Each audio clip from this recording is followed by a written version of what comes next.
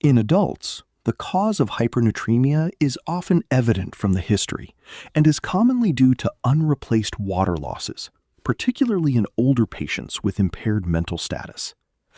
A hypothalamic lesion affecting thirst should be strongly suspected in an alert patient with access to water who has a serum sodium concentration above 150 milliequivalents per liter. When the etiology is unclear, the diagnostic approach usually begins by measuring urine osmolality.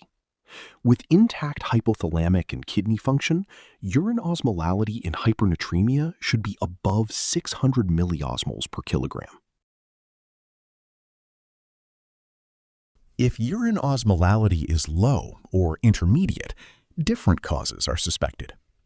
If urine osmolality is less than plasma osmolality, usually less than 300 milliosmoles per kilogram, this suggests arginine vasopressin, or AVP, deficiency, or AVP resistance.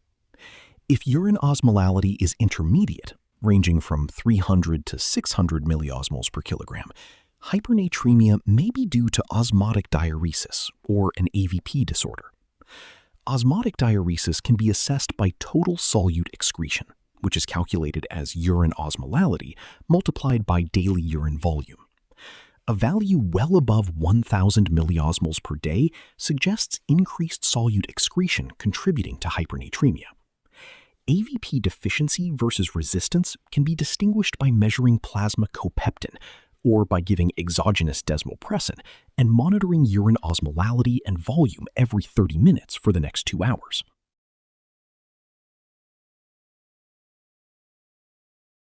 On the other hand, if urine osmolality is high, specifically above 700 milliosmoles per kilogram, this indicates adequate AVP levels and argues against AVP deficiency.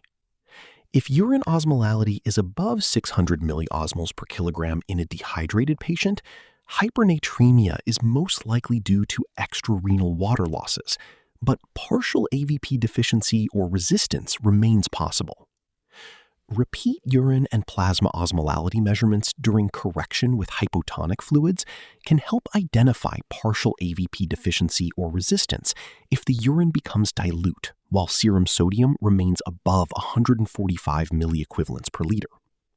If urine remains concentrated above 600 milliosmoles per kilogram, both AVP secretion and renal response are intact, and unreplaced gastrointestinal, renal, or insensible losses are likely. Less commonly, sodium overload or a primary thirst defect may be responsible.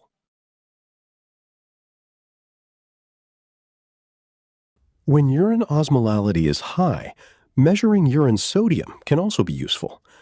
Urine sodium is expected to be less than 25 milliequivalents per liter when water loss and volume depletion are the primary problems, such as with vomiting or diarrhea.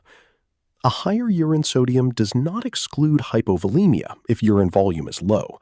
Fractional excretion of sodium may help in this setting. The fractional excretion of sodium cutoff for hypovolemia can be much lower than 1% and maybe less than 0.1% in patients with a normal GFR. Urine sodium is typically well above 100 milliequivalents per liter after salt ingestion or the infusion of hypertonic sodium solutions.